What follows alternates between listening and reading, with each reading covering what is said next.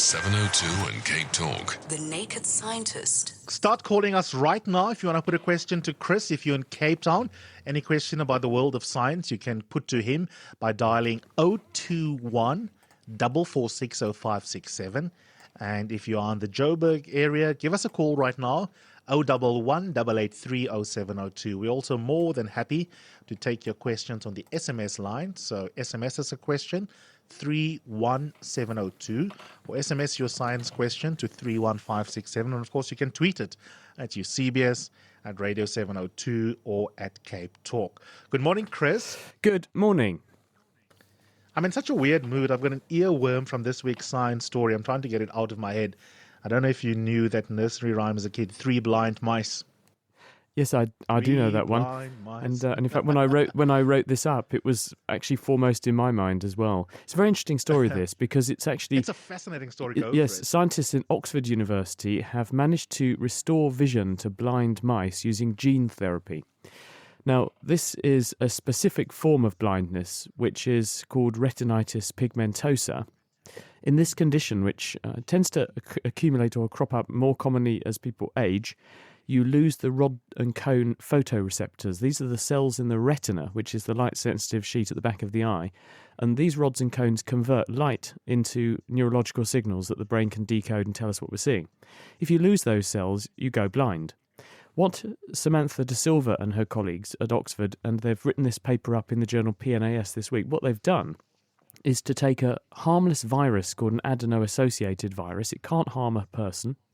They have replaced all of the genes in the virus with the gene encoding something called melanopsin, which is a human light-sensitive molecule. It's naturally found in the eye, but in a very discrete, specific place in the eye. And by putting it into this virus and then injecting the virus beneath the retina in a group of mice with the mouse equivalent of retinitis pigmentosa, they find that the virus goes into other surviving cells in the back of the eye and converts them into light-sensing cells by making this gene turn on and make melanopsin. So these other cells begin to pick up light signals, and because the rest of the retina is healthy, the signals can be transmitted to the brain and the animals regain their vision. And at 15 months after treatment, the animals show what we call pupilloconstriction. So when you shine a light in their eye, the pupil gets smaller, which is the normal reflex, showing that the neurological pathways and connections between the eye and the brain are working. They can also show there are changes in blood flow to the brain when the animals see light, showing that the signals are being interpreted. The retinas in these animals that have been treated behave electrically much more normally compared to animals that haven't been treated. And so the evidence is that this looks very encouraging for then taking this the next stage on, which is to do a human clinical trial, which will take a few years to get things ready.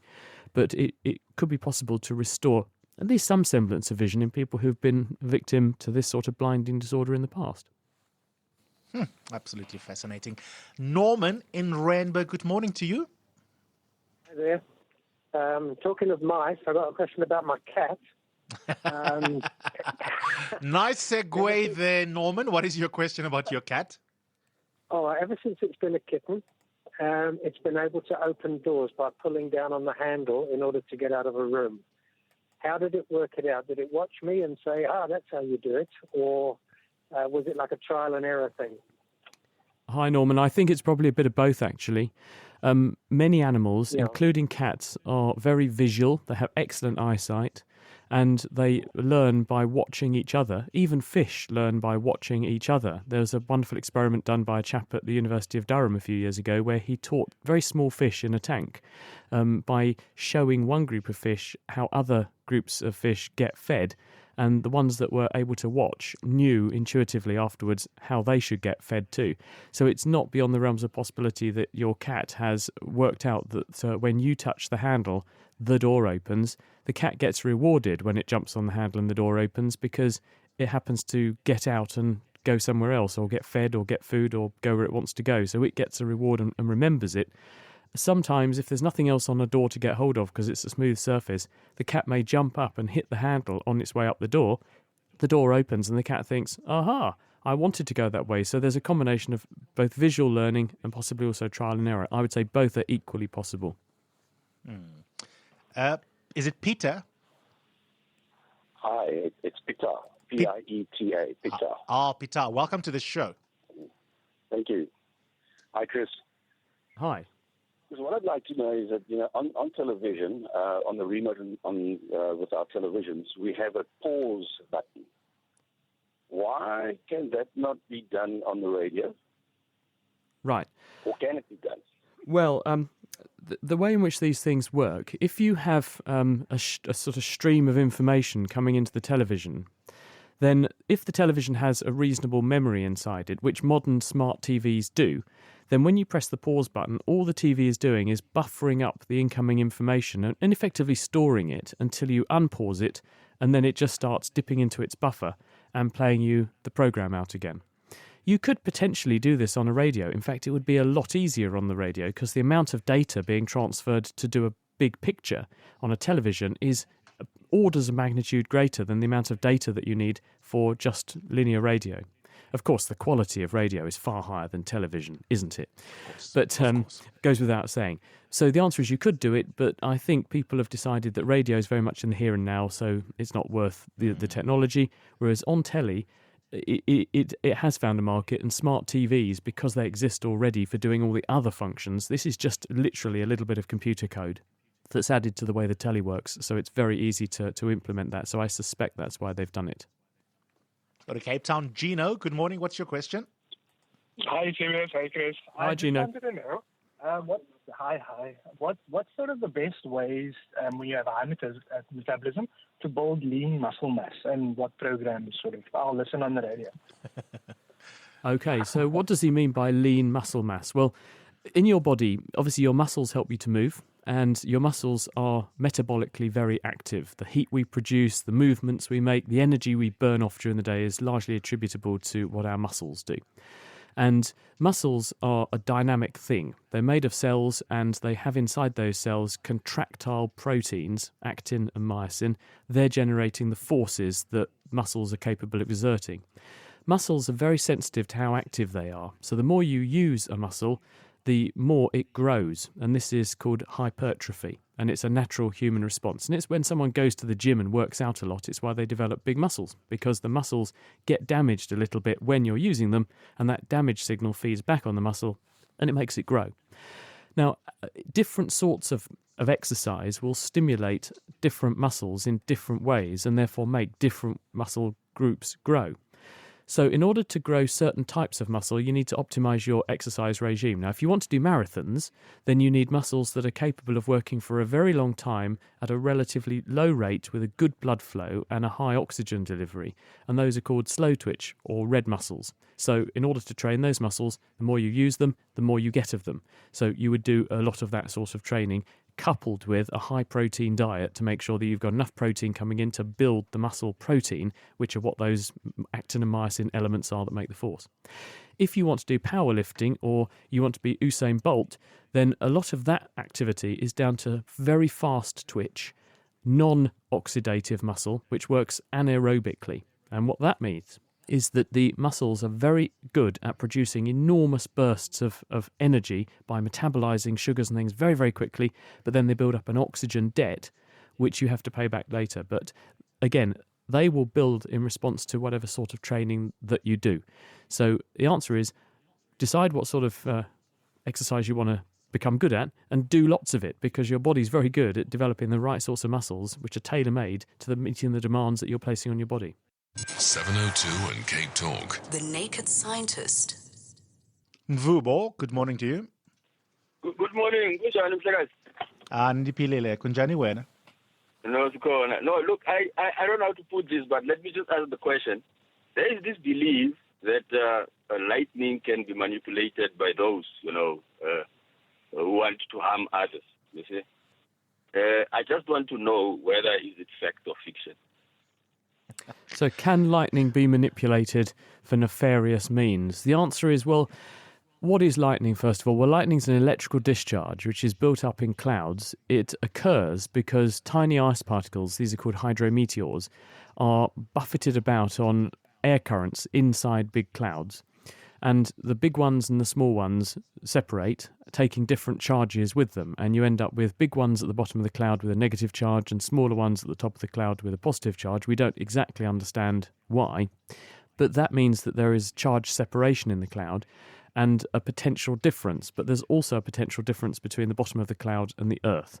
And if that potential difference, otherwise known as a voltage, becomes sufficiently large, then the insulating properties of the air can be broken down, the air ionizes, and the current flows down from the cloud, bringing the charges to the Earth to balance things out. And you get this bolt of lightning, which heats the air up to about 6 times the temperature of the surface of the sun, and it causes the air to expand very quickly. You get a big flash and a bang, and a lot of the energy is discharged.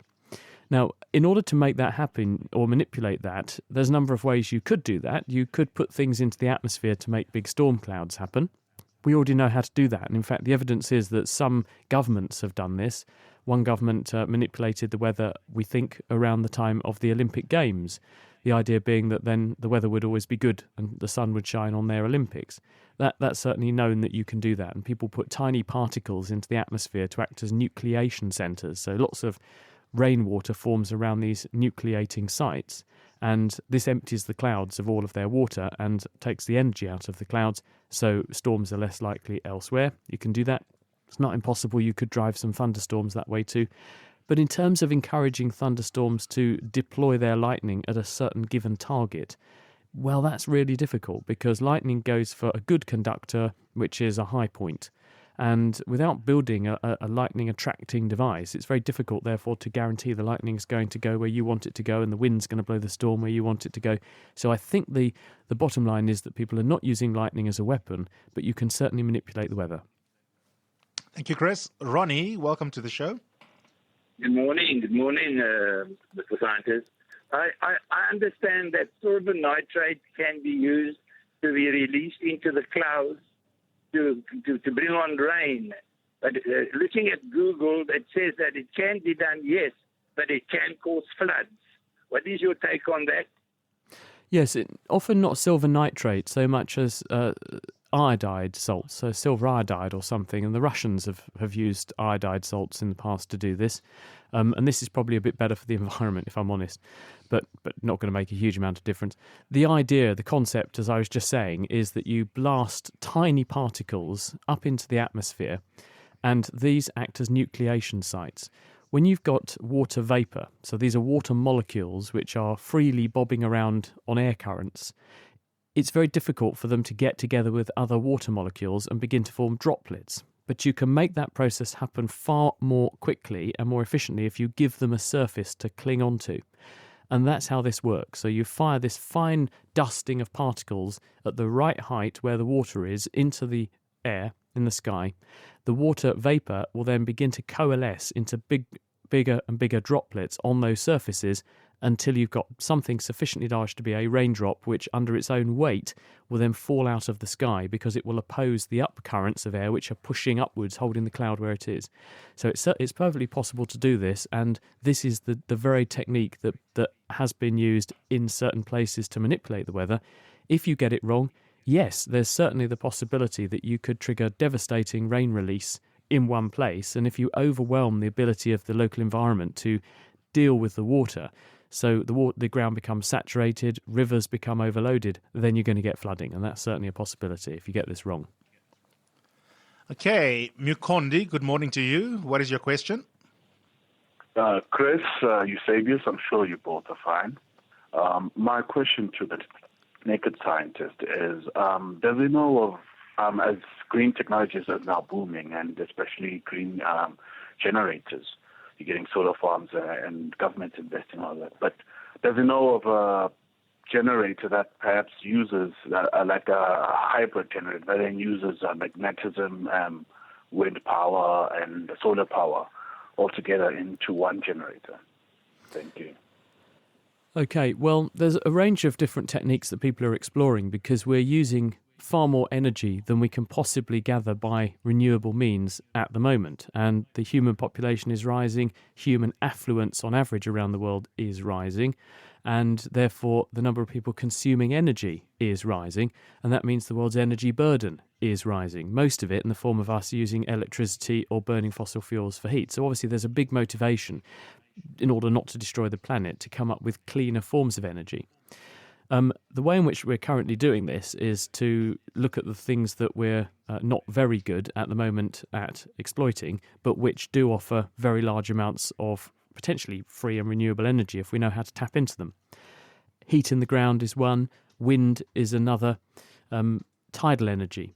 Rivers and hydro is another example. So all these things are being explored, and they all come back to physics that was discovered by Michael Faraday a couple of hundred years ago in London, which is electromagnetic effects. Because in order to make electricity is electrons moving along a wire, and as they do so, they generate a magnetic field. If you have a moving electric charge, you get a magnetic field, but that means if you move a magnetic field, you get moving electrons. And so the way in which we generate electricity is we make a magnetic field change, and we move a conductor through it, and that induces an electrical current. So that's the fundamental principle. And pretty much all of our generating processes are all going to be based on that, and then we just send the electricity off places. So what we need to do is become better at doing this efficiently, doing this in a way that enables us to get the maximum amount of energy when there is the energy available. So solar cells that are more than 20-30% efficient, that's got to be a target.